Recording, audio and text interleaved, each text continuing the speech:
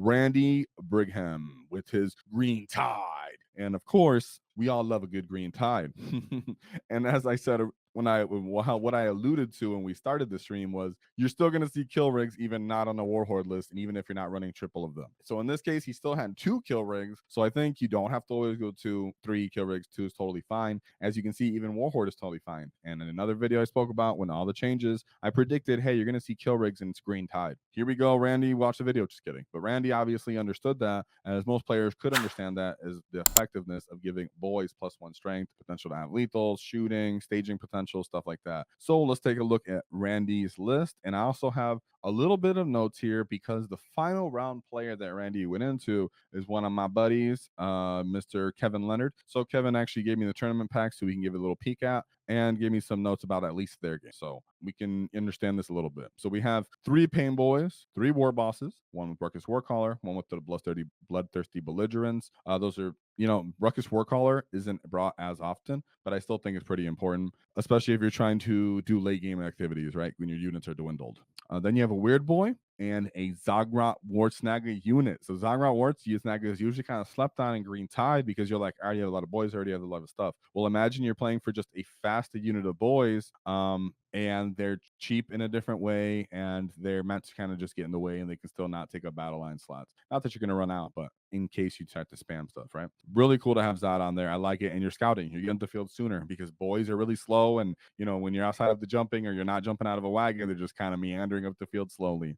So we have 4 bricks of boys at their new point cost of 160 points. Love to see it. 1 big brick of flash kits. I think flash kits are very beneficial on a green tide list. They give you shooting.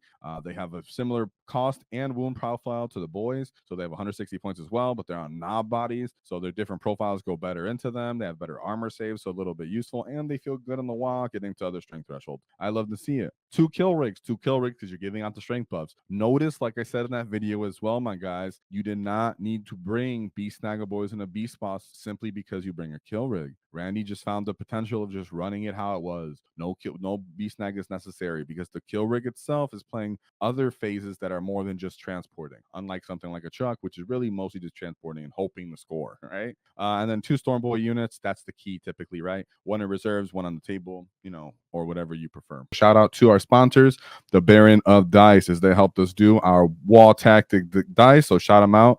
Check them out in the description, 5% off in the discount because nobody likes taxes. And shout out to Baron of Dice. They allow us to do our paint competition. So thank you very much to them. So let's take a look at this. Hold on, I got a couple of these windows up. Take a look at chat. What are you guys saying? Shout out to you. That list is beautiful. I noticed more Stormboys over Defcoptas. Defcoptas still not cheap enough. They're vehicles, my guy. So Stormboys, as you can check out the video of the units that I think people are using wrong, which Stormboys are one of those units, is that Stormboys don't always have to go into reserve, and typically Defcoptas you do, but Stormboys, because they're infantry, means they can just simply move through terrain, right? They're just simply moving up through terrain, and that makes them easier to maneuver, smaller bases and staging locations that they take up. Defcoptas just kind of get in the way still a little bit, right? But still good question. I think, Defcoptas are totally fine. I just think that they're not as, and as reliable for scoring secondaries as Stormboys would be. So I'm just making sure I pull up Randy's thing, guys, because I had a bunch of things open. So let's look right here. So here's the tournament pack that my boy Kevin. So, you guys cannot see that at all. Can I pull that up? I had the wrong screen up. You guys see now? No, not really. Well, either way, this says Mission C layout linchpin fog of war for round 1. Let's take a look at Randy's win pass. So Randy did only play 4 games out of 5. Typically, I don't do that, guys, but because I was able to get notes, because it was a unique list that I really wanted to show. And a lot of times, guys, when I do this, I'm looking to show off unique lists, right? If I just wanted to show you all the best lists, I might just show you 3 kill rigs. That's kind of boring. So I'm trying to bring you something fun and unique, and also to kind of give you more options in your list building and design, and reinforce some topics and ideas that we already talked about. So that's why I specifically chose this. If you don't like it, you can come get your teeth knocked out. So let's look at his 4 list. And he said, since I had 3 indirect Nurglings, I put those Stormboys in reserve. Yeah, I know that. I know you, boy. I've had to deal with them. We'll talk about that in a bit. Don't worry, you sleepyhead. So we have, let's go into his first game. Like we said, it was Mission C, Linchpin, Fog of War. I like Linchpin for the most part. Tipping point. So first matchup, he went into Adeptus Custodes. So we have Valerian and a blade champion. Valerian's a fun tip, a fun pick. A 4-man unit, 2 4-man units of blade guard, and then a 5-man unit of blade guard. Interesting that he had all spears, didn't go for any shields for the additional wounds, I guess. That's nice for us as orcs because we do have damage 3 stuff. Not in this case, in this list for Randy's list, but in this case in general. We have 2 Alarvis Terminators, a Brick of Wardens, 1 unit of Vanatari and Gladius Grav Tank, and a Venerable Land Raider with Ladius Assassin and Inquisitor Draxus. So Inquisitor Draxus typically goes with the Guardians to give them rerolls and to use them for that. She boosts the unit into Xenos, especially Orcs. Feels really nice. Wardens with their 4-up Feel No Pain, popping once for saves is really awesome. Yet the kill, not the kill. Sorry, we're talking about the Green Tide. The Green Tide isn't just about killing you, right? Gladius Grav Tank. Having 1 is weird. It's kind of, you can see he just decided he wanted to bring a Land Raider. Not sure the effectiveness in the long term of what this list stands. Don't really give too much credence to a Land Raider. 2 Grav Tanks is just better, but really just having more Venatar would be better, right? If they could just drop more ingressing. So I don't give this list, as a top of the Custodes meta, but be aware they're going to play in Custodes. When you're playing Green Tide, though, just understand, and of course, when you have the kill rigs, you can help shooting, but when you're playing Green Tide, you can now actually, out OC these guys, just reroll wounds into them, just free volume. They don't have Armor of Contempt. They do rely on the fact that they have to just close the distance and smash you. That's where having something like our boy. Oh, sorry, I'm a little zoomed out on this. Let me fix my screen. Oh, what did I do? I'll fix that later. But he did have something like Zagra, right? Having Zagra to run out with his grounds and act as a big old wall, because these guys don't typically have a lot of volume. If you touch objectives, though, be aware, because the Guardians can shoot you away if you start touching objectives. So don't sleep on that. But typically Zod, because he can move his 9th and move up the field and then get in front of them, use them as a big old net, like a fish net, to try to catch these Guardians and these Wardens as he can, and then counter punch with the boys and play the mission is really where you want it to be. It's easier said than done, because Custodes actually do have the proper profiles that just beat the crap out of an Orc Boy unit as well. So don't mess with that. Oop, hold on, guys. I did something a little too on my own screen. See if you can fix it for me. There we go. It's a little better. Okay, so be aware of Custodes. They can punch you out, but Green Tide is just one of those high skill ceiling armies that if you're running Green Tide, I already have a lot of potential on your board control and maneuverability and understanding of the game, which is something you really need to work on if you're choosing to play Green Tide. Then we have his second game, which is going into Chaos Knights. So we have, and then our Tyler Howells for gifting Wall Tactic membership. Whoa, Tyler, I appreciate you, homie. Very generous of you, and shout out to you in the chat for being active and asking questions. It really means a lot. Oh, Straw Hat Luffy got it. Yeah, Straw Hat. Show off. Let me get some war bosses in chat for our boy Tyler. First churn alive from under the wall, keeping from down under. Whoa! All right, so we have right here, we have a Chaos Knights list. We have a Knight Rampager. Be expecting more Knight Rampagers because of the point cost that these guys have. Just, that these Knights players keep getting because they're not getting the results and wins that they want, or that they, might need, I guess, because they're not at the numbers that they should be at.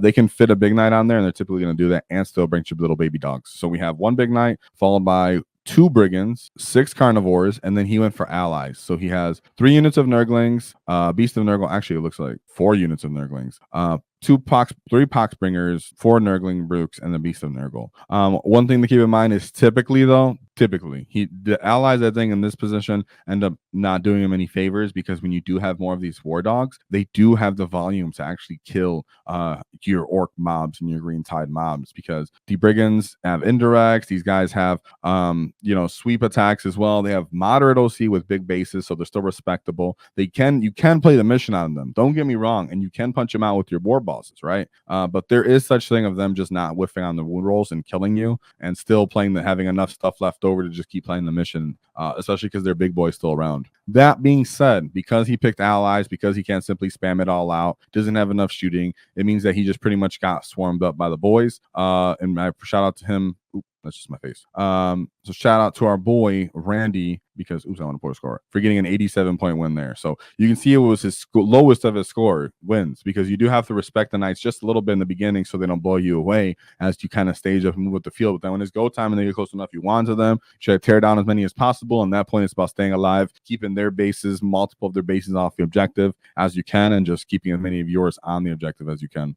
So that was his biggest. So 98 points in the first game, 87 in the second. Oh, actually, I think I have the mission it was too, right? So we have mission E here for take and hold, prepare positions, and hammer and anvil. So he can prepare positions for a 6 of invuln outside of the wall from the shooting. That's pretty nice. And then take and hold means you can spike scoring for 15 with the boys. So pretty nice on that. So his third mission, which we're about to look at right now, which is his third one, was Mission K, which was Scorched Earth, Stalwart, and Search and Destroy. So Stalwart is actually that you can do actions with battle lines as long as they're actually eligible to shoot, even if they're engaged in combat. Yes. So you can still do actions while you're engaged in combat as you're eligible to shoot. So your boys can do it with pistols. That would very much help you with a green tide. You can see he has Stalwart here, and he has Stalwarts on mission 4, round 4 we're going to look at. So shout out to Stalwart for green tide. I don't know if mission had this pack, like Randy knew that this wasn't a mission pack before I made the list, and it helped with the green tide, because that would help you. If 2 of those missions had Stalwart out of the 5 for a GT, man, that makes you really helps you want to play green tide.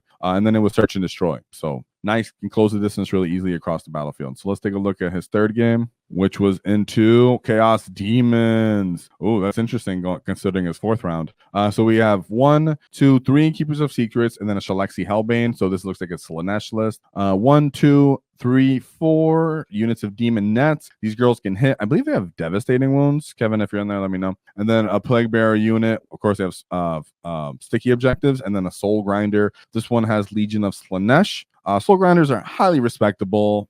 They can shoot, they can fight, they have multiple profiles for fighting and for shooting. Shout out to the Soul Grinders. As for this Slanesh unit and the Slanesh list, very much about speed, but like we always know, Slanesh isn't really the most durable in response. So if you can actually outmaneuver this list or be willing to sacrifice one of your Zod units and one of your boys units, there's a chance that everything else in your list can kind of pick this apart. Of course, you can pop your Flash Gets Lethals into these Keeper of Secrets to dwindle them. You still have kill rigs for this, but just know these guys are really, really fast for the most part, and they do hit pretty hard. They do have devastating on 6s, and they have a good volume of attacks. I believe they're only strength 4 minutes. That is kind of their weakness, I guess, going into boys.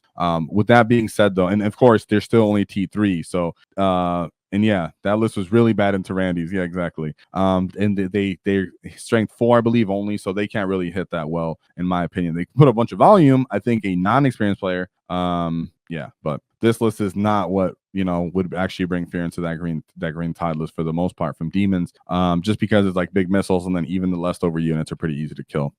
Last, and then he ended up getting a 96.1 there, so shout out to Randy. And then last but not least, he went into the one game that he lost, and he did lose this game by 1 point, so he got 69 points here, and the person he lost to right here was the 3rd place event placer Kevin Leonard, who ended up getting a 70-point win here in round 4. So Kevin's like, dude, 1 point win right there. That was a 1 point difference in game for this one. That's why I want to cover this too, because if Randy would have won this one by that point, I'm sure he would have played into round 5, because that must be devastating, heartbreaking, going on round 4, knowing that you're going to make it, and then losing by simply 1 point. But it was a double-sided, feels good because my boy Kevin. So let's take a look at this list real quick, because we should talk about this, as I've alluded to this list so much on the channel, and no one really ever hears about it or knows about it, because it's always just like on the peak or like on the cusp of doing well, and then it just falls off because other demons or other factions do better. Yet it finally shines. So let's take a look at this mono Nurgle poopy list, right? So we have Great Unclean One with the Endless Gift, followed by another Great Unclean One with nothing. We have 2 basic Great Unclean Ones, and then a Radagast. So that's 3 Unclean Ones and Radagast. That's 4 fat boys, one of them having the 4 Feel No Pain. And then we have 1 big break of Nurglings, 2 units of Plague Bears. So these guys have sticky objective, 2 OC, like I said, 5 up invul. 2 units of Plague Drones. These units are slept on. I'll show you their data sheet in a bit. And then we have 3 Soul Grinders, and that's it. The list is all Chungas. Now, for these Soul Grinders, I don't think I pulled them up, but for the Soul Grinders, just know that these guys have indirect fire that has access to lethal, so it's shooting lethal indirect into you. So this can devastate you. It's damage 7 and strength 7 -1 2 damage, from what I remember. So, and then they have a cannon that's damage flat 3. They have a built-in 4 up invuln. So and they get when they're in the shadow, they get access to a 6 up Feel No Pain as well. So they have good durability and survivability alongside of that as well. And as for these Plague Drones, right? We have the Plague Drones here. So in the shooting phase, after this unit has shot, select 1 enemy unit that was hit by 1 or more of those attacks. Until the end of the turn, Nurgle Legionnaire Demonica units that target that attack can re-roll the wound roll. So this unit is very much simply for buffing. This unit runs around, it drops in and deep strikes 6 inches, 3 inches, 9 inches, whatever it can. It gives you a little poop squirting, and then it allows this demon player to get wound re-rolls with his Great Unclean Ones. It allows allows Kevin to get wound removal with the Soul Grinders, so he has more reliable outcomes. Then we have Rodriguez. So Rodriguez is the name character, epic character, great unclean one. He has an aura to remove OC of -1. So obviously now your boys are -1 OC and an aura, and he has the potential to give a unit +1 damage that he can choose to give them to, right? So think about it. You're now getting sweep attacks that are multi-damage, that are re-rolling wounds because they got pooped on, and that's what Kevin distinctively did. He distinctively would use 2 fat boys on each boy unit. They do have moderate OC, so it is once you kill enough boys, you can take them off once they're -1. But when boys are max OC, they can just kind of take them out. And wait, let me take a look at what this mission was, because I should have pulled that out real quick because I have it right here. For round 4, remember, it was Terraforma, Stalwart, and Crucible. So Terraforma, you know, orcs don't typically like because you're not staying alive yet. A Green Tide can, and Stalwart helps with their secondaries. Then you have Crucible Battle, that diagonal angling, but that doesn't really matter for this kind of list because remember, all of this is able, a lot of it is go uppy downy. So it's able to come down, it can drop within 6 of you. So typically these fat boys are typically slow and getting in the way, but they're going to rush a nesting doll. So they're going to drop Fat Boy 4 up, and then other guys are going to start dropping around him. They're going to be giving shadows, they're going to be giving buffs to each other and overlapping. They have their flamer attacks that they can do that chip boys away. So they very much had the potential to chip the boys away. A few notes here that Kevin said was that early on that he ended up using his Nurglings to throw them away to try to slow down rigs and units like that. That the kill rig was used, he just threw them up to do arrow denial, Soul Grinder in exchange. So Randy was able to take out, you know, Soul Grinders and play the mission, score very well. But ultimately he ended up taking it by that 1 point. You know, Kevin is very familiar with orcs because he kind of plays orcs too sometimes, and he plays against me all the time. I don't use Green Tide into him. I've been using Green Tide a little bit, but shout out to him for getting that one. Because that's not an easy win or an easy game. Kevin's very proficient. I believe LEO ranking right now for this opponent was like 39 in the world, #1 demon. So even though it's only 4 games, that's why I covered it. Very niche, and this list was very, very freaking cool because Randy had a bunch of the new changes on his list, yet still stuck to the fundamentals. So let's go over Randy's list one more time. He has triple Painboy, triple Warboss, 1 with Rorkus Warcaller, 1 with Bloodthirsty Belligerents. He brought a Zagron, love that, and then a Weird Boy. 1 truck, 4 bricks of boys, a flash gate unit, a big brick of Gretchen, 2 kill rigs, and then 2 storm boys. So crazy to see someone not bring a small man unit of Gretchen. So shout out to that. If you enjoyed the clip, check out the full video here. If you'd like to see more tactics, click here. Let's get stuck in, lads!